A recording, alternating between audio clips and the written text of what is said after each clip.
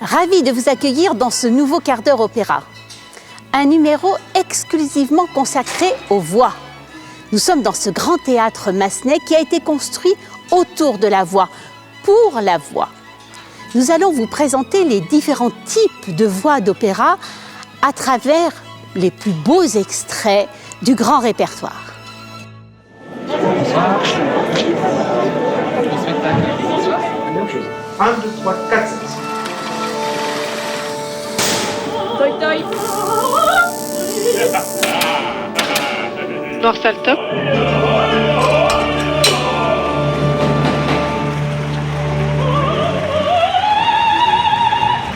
Entrée du chef top. Nous nous trouvons dans l'une des salles de montage de l'unité vidéo de l'Opéra de Saint-Étienne qui réalise cette émission. Émission aujourd'hui consacrée aux voix.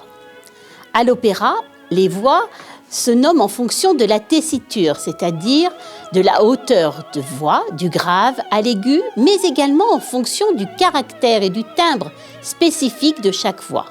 Il existe une grande variété de voix correspondant à chaque type de personnage. Les catégories de voix les plus courantes dans le répertoire lyrique peuvent se résumer aux voix de soprano, mezzo-soprano et alto pour les femmes, ténor, baryton et basse pour les hommes. La voix de soprano est la plus aiguë des voix féminines. Elle est dans l'immense majorité des cas la voix du rôle féminin principal. Cette tessiture se décline en plusieurs genres selon les caractères des personnages. Soprano léger au timbre clair, comme l'Acmé de Léo Delibes.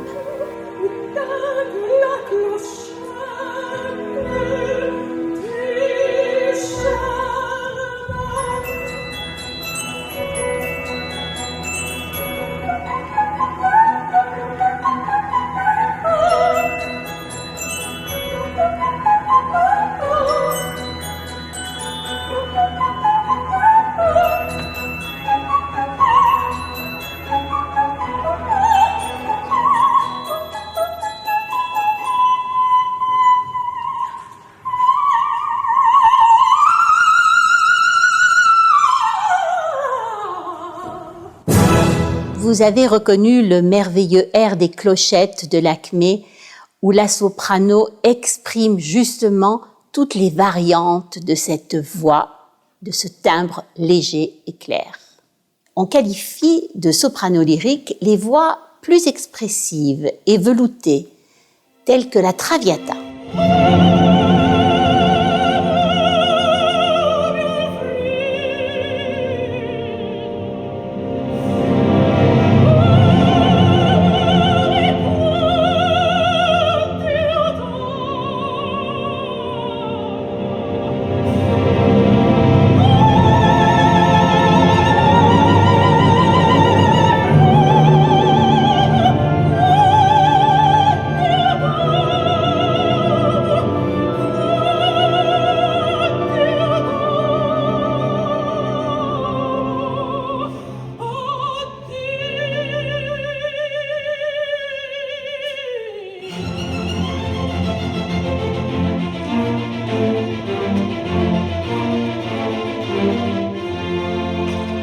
Quelle magnifique Traviata et quelle belle production. On espère retrouver bientôt cette mise en scène de Jean-Louis Grinda sur la scène du Grand Théâtre Massenet. On vient d'entendre la soprano lyrique, mais il y a également la soprano dramatique pour les voix plus larges. Qu'est-ce qu'une soprano dramatique? C'est la question que nous avons posée à Marie-Adeline Henry, qui a endossé le rôle de Donna Elvira dans Don Giovanni. Alors, à cette question me vient une anecdote que j'ai entendue plusieurs fois dans ma vie. On vient me voir, on me dit « dis donc, t'es chanteuse, c'est super, soprane ?» Oui, soprane. « Ah, c'est génial, alors tu dois chanter l'air de la Reine de la Nuit ?» Et je dis « Ah non, ça, c'est pas mon répertoire. » Et on me tape sur l'épaule gentiment en me disant « Ah oui, je comprends, c'est pour plus tard. » Et non, en fait, ce sera jamais. Dans mon cas, c'est jamais. Parce qu'on ne peut pas tout faire. Avec la voix qu'on a, on ne peut pas tout faire. Ma voix, moi, va être beaucoup plus puissante dans les médiums. Et beaucoup plus puissante en général. Donc ça va être des plus gros orchestres pour mon type de voix.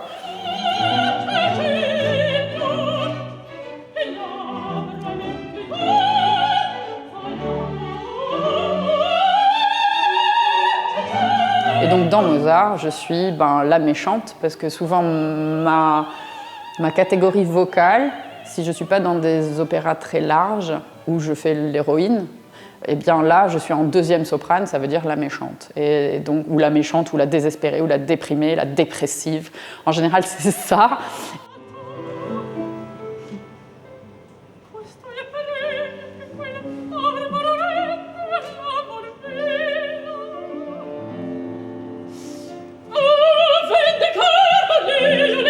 Sinon, il y a aussi une autre catégorie, c'est que je fais beaucoup de tragédiennes. Alors ça, c'est aussi un terme qui revient souvent à l'opéra, c'est vraiment un emploi. Quand on me voit sur scène, on a du mal à imaginer une petite fille guirette qui va faire ses courses comme genre le chaperon rouge. C'est pas tout à fait moi.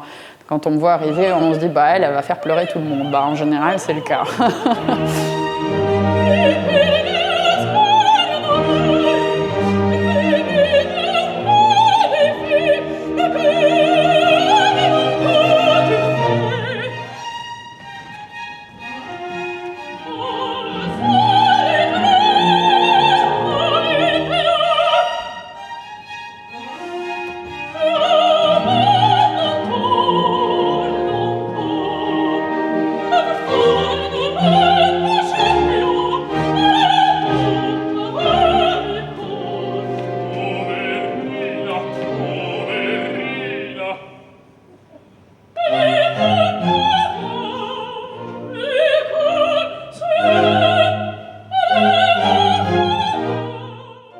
Magnifique Marie-Adeline Henry dans ce rôle de Donna Elvira.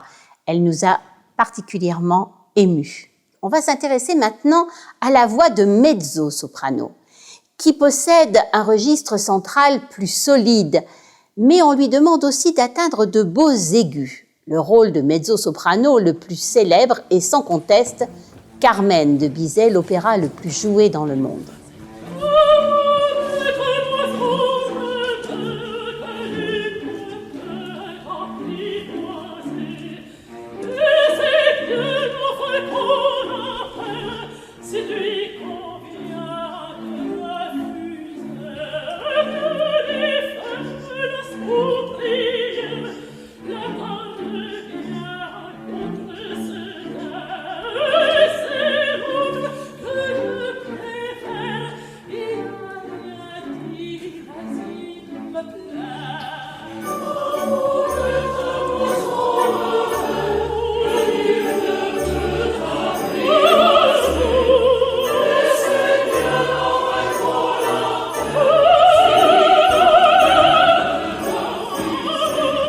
Quelle belle Carmen que celle que nous a interprétée Béatrice Uria Monzon dans cet air de la Habanera, un air connu dans le monde entier. La voix féminine la plus grave maintenant, c'est celle de contralto. Ces graves sont larges et sonores. C'est la voix de Madame de la Haltière, la belle-mère de Cendrillon. Ce soir, j'ai bon espoir. Pourquoi maman? Peut-on jamais savoir? Notre espoir? Quel est notre espoir? Êtes-vous très belle ce soir? J'ai bon espoir. Voilà une voix qui donne tout son caractère au personnage de Madame de la Haltière de Cendrillon, magnifique ouvrage écrit par Jules Massenet. Alors on a vu la palette des voix féminines. Intéressons-nous maintenant aux voix masculines. Celle de ténor est la plus aiguë. Son timbre est clair, sa projection nette, c'est la voix du héros, de l'amoureux transi, du poète, de l'aventurier.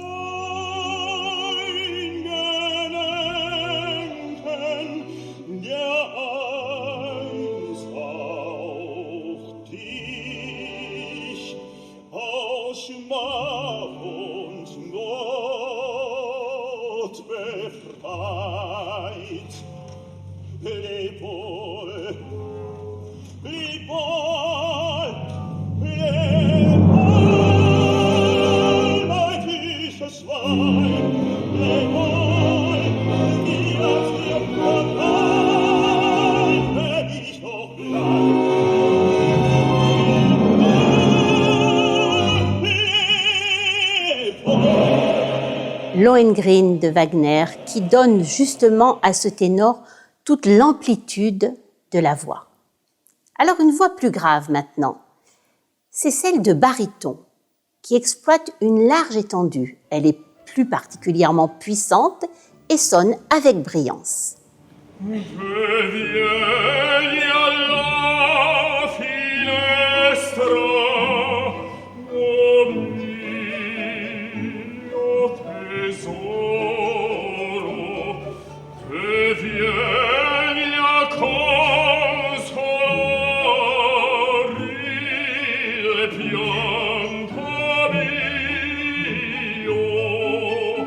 Quel magnifique baryton dans ce rôle de Don Giovanni et dans une mise en scène moderne complètement adaptée à cette magnifique histoire.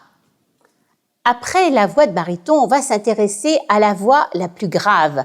C'est celle de la basse, une voix charnue et puissante. C'est la voix des rois, des vieillards, mais aussi celle des traîtres.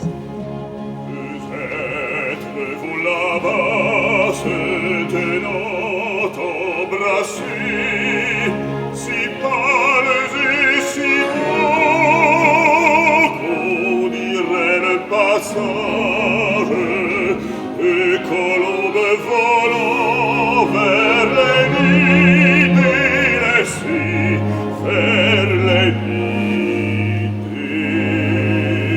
délaissés. Quelle magnifique voix de basse que celle de Frédéric Catton dans cet extrait de Dante. Des extraits qui sont ici archivés par l'unité vidéo de Saint-Étienne et grâce auxquels on a pu découvrir toute cette étendue de voix.